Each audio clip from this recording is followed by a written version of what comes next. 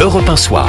19h, 21h, Pierre de Villeneuve. Avec mes petits camarades de la première heure, bonsoir Joseph Massescaron. Bonsoir Pierre. Écrivain, essayiste, bonsoir Victor Hérault. Bonsoir Pierre. Journaliste politique à Valeurs Actuelles, monsieur l'ambassadeur, bonsoir. Bonsoir. Xavier Driancourt, ancien ambassadeur de France à Alger, spécialiste des relations franco-algériennes. Vous publiez France-Algérie, le double aveuglement. On va revenir.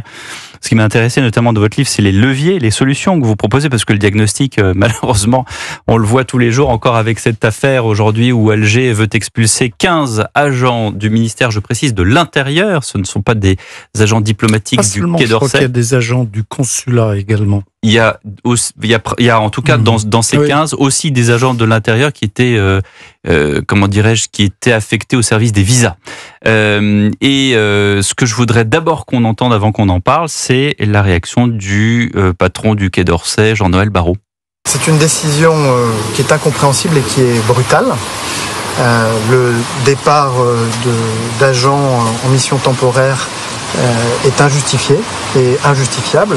Et comme je l'ai fait le mois dernier, nous y répondrons de manière immédiate, de manière ferme et de manière proportionnée à l'atteinte qui est portée à nos intérêts. Et je le précise, c'est une décision que je déplore parce qu'elle n'est ni dans l'intérêt de l'Algérie ni dans l'intérêt de la France. Alors, plusieurs choses, ni dans l'intérêt de l'Algérie ni dans l'intérêt de la France, est-ce que c'est vrai ? Oui, c'est vrai. Mais je constate que chaque semaine, il y a un événement nouveau. Quand j'ai écrit ce livre il y a 2 mois, nous étions loin de la situation actuelle. Aujourd'hui, elle est ce qu'elle est. Et peut-être que la semaine prochaine, il y aura encore un nouvel événement. Donc on est dans une sorte de cycle infernal, je dirais. Mais pourquoi est-ce que Jean-Noël Barrot dit c'est pas dans l'intérêt de l'Algérie ? Si l'Algérie le fait, c'est que c'est quand même, il doit y avoir un intérêt. C'est pas juste de l'acharnement pur et dur. Si, il y a quand même de la part de l'Algérie la volonté de réagir, de nous humilier, d'humilier le président de la République, la France, à cause toujours de cette affaire du Sahara occidental. Ça vient vraiment que de là. Ça vient que de là, mais ça s'est amplifié ensuite. Et vous savez comment, en matière internationale, dans la vie internationale, les choses peuvent déraper, s'aggraver, sans que forcément on contrôle la situation. Lisez le livre sur le déclenchement de la guerre de 1914. C'est pas les aveuglés, ça mais c'est un titre on va le retrouver, analogue. Mais c'est vrai que c'est parti de rien. Qui montre que voilà, les choses, il y a une espèce d'engrenage. Et là, typiquement, nous sommes dans un engrenage avec l'Algérie. Alors, on se souvient que le gouvernement, et notamment plus par l'intermédiaire de Bruno Retailleau que par l'intermédiaire de Jean-Noël Barrot, avait dit qu'il y aurait une réponse graduée. Là, on en est où, selon vous, dans la gradation ? Qu'est-ce qu'on peut encore faire pour se faire respecter ? Une réponse ferme et proportionnée, qu'est-ce que ça va être ? C'est ça. Vous en savez plus que moi. Non, je n'en sais pas plus que vous. Je n'en sais pas plus que vous, absolument pas, parce que je suis la bête noire de Monsieur Barrot, pas seulement des Algériens, mais du ministre des Affaires étrangères. Donc, qu'est-ce qu'une réponse ferme ? Vraiment ? Il vous appelle en disant mais arrêtez de parler sur les plateaux ? Non, il ne m'appelle pas, mais je lis ses propos par presse interposée ou par radio interposée. On n'a pas pris contact avec vous ? Le Quai d'Orsay vous a pas appelé en disant écoutez, ça va bien vos livres là ? Je suis là, non, je suis persona non grata à Alger et à Paris. Parce que des solutions vous en proposez et on les connaît puisque vous les avez... Oui, je les ai déjà énumérées à plusieurs reprises, mais j'essaye dans jouer ce sur livre... les visas, et ça vous l'aviez fait. Je me souviens très bien que vous disiez dans une interview que vous aviez diminué les visas de moitié, mais sans en parler. Il ne faut pas le dire, il faut juste le faire. Mais je crois que toutes les solutions, on les connaît, mais encore une fois, c'est une question de volonté. On est fermer les consulats. Ils ont pris des accords de 68. On est dans une sorte d'engrenage et j'ai l'impression que la voiture est sans contrôle. Donc il y a un moment, il va falloir reprendre le contrôle du véhicule. Joseph Massescaron. Qu'est-ce qu'il faudrait pour qu'on ait un choc qui permette de nous réveiller de ce somnambulisme diplomatique et de reprendre le contrôle du véhicule? Mais le choc, on l'a malheureusement toutes les semaines de la part d'Alger. Mais du côté français, il faudrait sans doute une réponse pas seulement proportionnée, mais extrêmement ferme. Fermer des consulats algériens, cibler un certain nombre de dignitaires algériens qui habitent à Paris, pas loin d'ici, dans les différents arrondissements chics de Paris. On sait ce qu'on doit faire. On a toutes les cartes en main. Mais est-ce qu'on a peur à cause de Boualem-Sansal ? On a peur à cause de Boualem-Sansal, à cause de l'Algérie, à cause, dit-on, des banlieues, à cause de... Voilà, il y a tout un ensemble que j'explique dans ce livre. C'est-à-dire que nous sommes aveuglés depuis 62. Oui, hein. oui. Victor Hérault. J'allais justement venir à cette question, les raisons inavouables de notre passivité. Vous dites le cas Boualem-Sansal, peut-être y a-t-il aussi la population algérienne en France, le poids de la population algérienne, et peut-être y a-t-il, alors ça c'est quelque chose dont on peut difficilement parler, mais les renseignements antiterroristes, la coopération entre les deux pays, est-ce que ça ce n'est pas un levier fort dont on ne peut pas parler dans les médias, mais qui fait que nous restons passifs, nous ne voulons pas briser le lien de communication entre les renseignements antiterroristes algériens et les nôtres? Je crois qu'il ne faut pas surestimer les banlieues, comme on dit, et je crois qu'il ne faut pas surestimer aussi la coopération antiterroriste, parce que déjà, lorsque il y avait l'opération Barkhane il y a quelques années, la coopération avec l'Algérie sur le Sahel était quasiment nulle. Ça se limitait à des survols de l'Algérie, des bouteilles d'eau et des bidons d'essence, me disait l'attaché de défense à l'époque à Alger. Aujourd'hui, ce sont les Algériens qui sont mal en point au Sahel. Ils ont été expulsés du Mali, du Niger, du Burkina Faso. Les Algériens n'ont pas été invités le 9 mai à Moscou, donc ils ne seront pas si bien que ça sur le plan international. Et le seul pays avec lequel ils utilisent ce rapport de force, c'est avec la France. Alors, il y a le rapport de force que l'on connaît, et puis, moi, ce qui me frappe, c'est il y a une quantité de myriades d'attaques tout autour de la presse gouvernementale, de la presse algérienne. Par exemple, il y en a deux. Oui, la presse algérienne, parlons-en. Si vous voulez bien. Enfin, si on veut. Alors, il y en a deux. Il y en a eu deux dernièrement, enfin, dans les jours récents. Il y en a eu un qui, en gros, réclamait l'indépendance de la Bretagne et de la Corse. Ça ne vous a pas échappé. Tout à fait. Et il y en a un deuxième qui parlait des massacres de Sétif. Oui. Oui.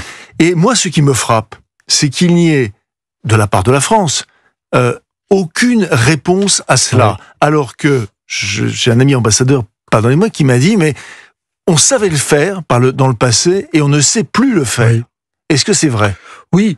Je l'explique dans le livre, je crois que nous auto-censurons en permanence vis-à-vis de l'Algérie. Oui. Avec d'autres pays, nous réagissons et nous savons encore le faire, mais avec l'Algérie, depuis longtemps, nous nous sommes auto-censurés. Et encore récemment avec M. Darmanin, puisque vous l'écrivez noir sur blanc. Oui, il a dû faire marche arrière. Oui, tout à fait. Et quand, en 2023, au moment des émeutes des banlieues, le ministre algérien des Affaires étrangères a publié un communiqué soutenant les émeutiers, nous n'avons pas réagi.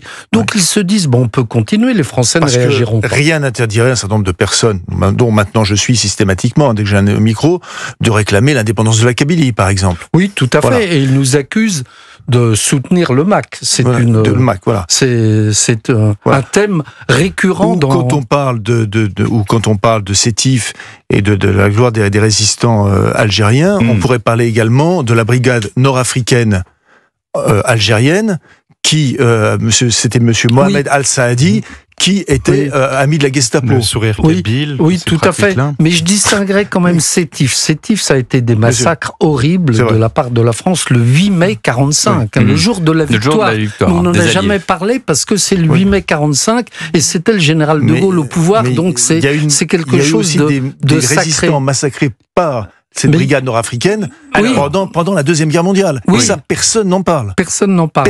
Et puis Sétif, ça a été aussi une répression, c'est-à-dire que ça a été une riposte à des... sans aucune mesure quand même. 19h27, on continue la discussion avec vous, monsieur l'ambassadeur Driancourt, juste après une pause dans Europe 1 Soir. À tout de suite. 19h, 21h. Europe 1 Soir. Europe 1 Soir. 19h, 21h, Pierre de Villeneuve. Toujours avec Victor Hérault. Non mais on rigole, mais c'est quand même tragique. Victor Hérault, Joseph Massescaron, l'ambassadeur Driancourt. Vous êtes la star en Algérie. Vous faites la une des journaux. Vous êtes ciblé avec des responsables politiques sur les unes des journaux. Vous êtes l'homme à abattre en fait. Oui, mais encore une fois, la presse algérienne Joseph parlait tout à l'heure, la presse algérienne, on connaît son degré d'indépendance. Oui, vous le citez d'ailleurs dans votre livre, vous parlez de la presse algérienne, voilà. Les journaux algériens s'indignent dans différentes... Voilà, vous dites... que la presse est aux ordres, domestiquée. Elle aboie en permanence contre la France, présentée comme aux mains de l'extrême droite, algérophobe, islamophobe. Et puis il y a l'Algérie Presse Service, l'APS. l'APS. Voilà, l'agence d'information officielle, plus proche de l'agence TASS que de l'AFP, qui publie dépêche sur dépêche, présentant les faits à sa manière. Oui, tout à fait. Donc, et ça... Donc il me caricature en me transformant... Et pendant la pub, là, je vous posais la question si vous arriviez à prendre le métro, à vous asseoir à une terrasse de café tranquillement. Oui. Mais parfois, il m'arrive de me faire...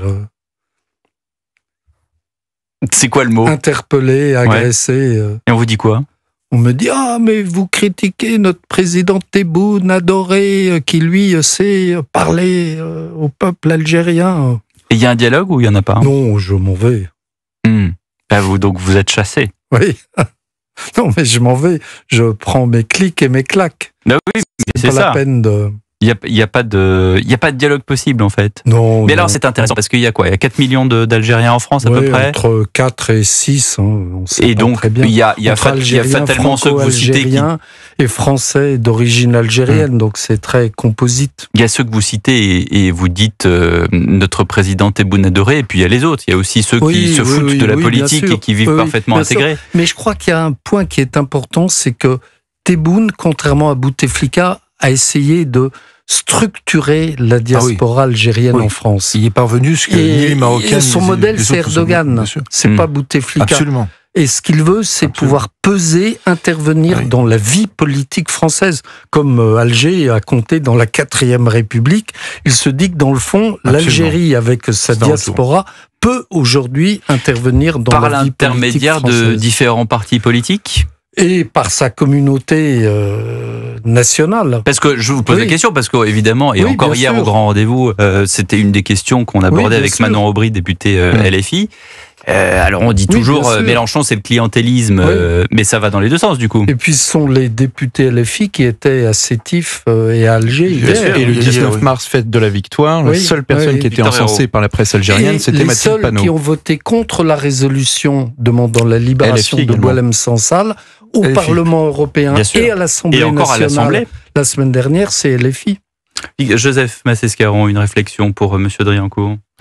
Il y a un élément dont on ne parle pas concernant l'Algérie, je veux avoir votre opinion, c'est sur le fait que l'Algérie fait une pression migratoire sur la Tunisie, c'est-à-dire envoie des migrants sur la Tunisie. Est-ce que c'est vrai ou pas ?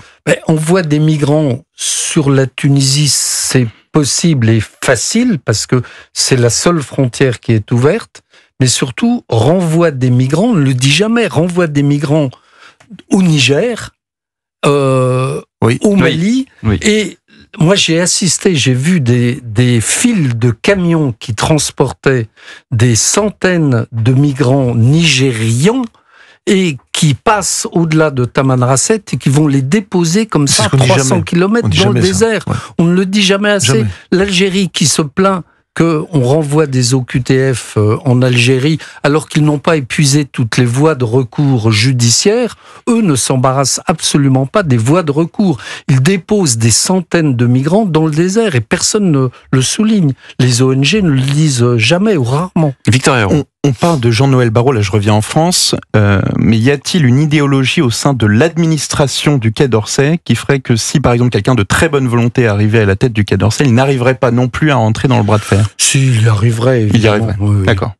Mais il y a quand même possiblement une idéologie au sein de l'administration. On en a parlé en tout cas. Je ne dirais pas ça. Et comme je suis tellement critiqué au Quai d'Orsay, je ne vais pas en rajouter. Donc je vous le dirai en off. Non, mais nous on aime bien le on, justement. Il est marrant. En tout cas, on m'en a parlé. On m'en a parlé. En off également, mais je vous le livre ici. Bon, alors, mais comment est-ce qu'on résout le problème ? C'est ça c'est l'épilogue de votre livre. Alors, il y a ceux qui disent on n'aurait jamais dû 1830 s'attaquer. Il y a ceux qui disent on a cherché de la main d'œuvre, notamment pour les usines automobiles, d'acierie, etc. Oui, mais c'est fait. Donc on est puni aujourd'hui. Alors on peut pas revenir sur l'histoire. Maintenant, comment est-ce qu'on résout les choses. On ne peut pas revenir sur l'histoire. Mais on est revenu. Monsieur Macron joue sur la rente mémorielle en disant, voilà, écoutez... On ne peut pas revenir dans un autre sens sur l'histoire et effacer l'histoire. Mais dans le livre, effectivement, vous citez la conclusion, je suis assez pessimiste et je dis que, dans le fond, tout ça risque de durer jusqu'en 2027. Je vois pas très bien de solution. Mais pourquoi jusqu'en 2027 ? C'est pas le nuage de Tchernobyl, il va se passer des choses après 2027. Parce que les Algériens connaissent bien la vie politique française, savent qu'encore une fois, ils ont un levier sur la politique intérieure française, et ils se disent on n'a pas de raison de faire plaisir au président Macron et à les candidats qui s'inspireront de lui. Oui. Parce que sur l'histoire, si vous cherchez de la miséricorde auprès du gouvernement algérien, lorsqu'on lisait, pareil, j'y reviens, la presse algérienne, donc la voix du gouvernement algérien le 8 mai, commémoration des massacres en Algérie, il qualifiait ça de crime impardonnable, de dette à vie. Enfin, je veux dire, on peut pas s'attendre à ce que le gouvernement algérien nous pardonne un jour sur le passé. Quel est le poids aujourd'hui des islamistes en Algérie ? Il est fort. Sur une échelle de 1 à 10. Il est de 6, il est à 6, je dirais, parce qu'ils ont été réintégrés dans le jeu politique et social par Bouteflika, il y a déjà une quinzaine d'années. Ils se sont installés dans les universités, dans les mosquées, ils contrôlent une bonne partie de la société, et aujourd'hui, il y a une alliance objective entre l'armée et les islamistes. Ce qui est paradoxal parce qu'ils se sont combattus pendant la guerre civile, la décennie noire algérienne. Mais ils ont un agenda commun qui est d'éradiquer l'influence française, l'influence culturelle, l'influence politique, l'influence intellectuelle. Vous voyez ce qu'ils font à Kamel Daoud et à Boualem Sansal. S'ils n'y arrivent pas, qu'est-ce qui va se passer ? Ils y arriveront ? S'ils n'y arrivent pas, à quoi ? S'ils n'y arrivent pas à éradiquer justement cette marque française. Ils y arrivent. Ils l'ont déjà fait quasiment. Donc ça veut dire que la France est en voie d'extinction. Oui, c'est tout à fait. En Algérie, et en revanche, la présence algérienne n'est pas en voie d'extinction en France, puisque les Algériens qui viennent ne veulent plus s'assimiler comme leurs anciens. Ils ont remplacé le français par l'anglais, avec l'aide aussi des Américains et des Anglais. On oublie de le dire, et des autres pays européens. Business, oui, business is business. Mais donc nous sommes très isolés dans ce combat. Et justement, parce que avant la présidentielle, il y a quand même les municipales. Est-ce que vous pensez que, organisée comme elle est, la communauté algérienne, inspirée, si je puis dire, par Alger, peut essayer, ici ou là, d'entrer dans les conseils municipaux et faire une sorte de levier ? Oui, certainement, mais la communauté algérienne, vous le disiez vous-même, elle est très composite. Oui. Elle est très hétérogène. Il n'y a pas que les jeunes qui votent pour LFI. Il y a aussi beaucoup d'intellectuels, d'avocats, de médecins, d'ingénieurs, d'informaticiens qui n'ont aucune envie de suivre les consignes ou de Tebboune ou de M. Mélenchon. Et ces gens-là, ils peuvent se retrouver dans quel parti politique en Algérie ? Dans tous les partis. Ah, pardon, en Algérie ou en France ? Algérie. En Algérie ? Non, mais la question, c'est les élections municipales. Oui, bien sûr, mais je reviens ensuite après, puisque vous m'avez parlé de ces gens-là. Est-ce qu'il y a une correspondance en Algérie ? En Algérie, encore une fois, la communauté algérienne est organisée par le pouvoir algérien actuel. Donc, il n'y a pas de parti politique en tant que tel. C'est un pouvoir. Les partis ne comptent pas. C'est un pouvoir hégémonique. C'est un pouvoir hégémonique. Les partis ne comptent pas. Et ça va durer combien de temps ? Toujours ? C'est un modèle qui risque de durer. Le Hirak, qui était cette révolution en 2019-2020, qui a abouti à la chute de Bouteflika, il ne se reproduira pas. Peut-être dans 50 ans, mais nous ne le verrons pas. Mais il ne se reproduira pas, parce que le pouvoir algérien est décidé à empêcher coûte que coûte que cette révolution, entre guillemets, se reproduise et que son pouvoir soit menacé. C'est un clan qui a remplacé un autre. Et le clan actuel ne veut pas qu'un autre clan, un autre groupe le remplace parce qu'ils perdraient leurs avantages, etc. C'est pas pour rien qu'ils ont mis en prison une quarantaine de ministres de Bouteflika, une cinquantaine de généraux de l'armée. Tout ça a une continuité, et à vous entendre, et votre épilogue notamment de ce livre-là, J'ai l'impression que la politique qu'a essayé de défendre de monsieur Bruno Retailleau, notamment des OQTF, c'est même plus la peine. C'est-à-dire que ça ne marchera pas. Telle qu'elle était dictée aujourd'hui dans les textes. Oui, sauf si nous prenons des décisions extrêmement fermes, comme on le disait tout à l'heure. Bon, on va voir si le levier, puisque ce sont les leviers que vous utilisez comme mot dans votre livre, sauf si ces leviers fonctionnent, mais encore une fois, le pessimiste est de mise. Merci beaucoup Xavier Driancourt. France-Algérie, le double aveuglement, c'est publié aux éditions de l'Observatoire.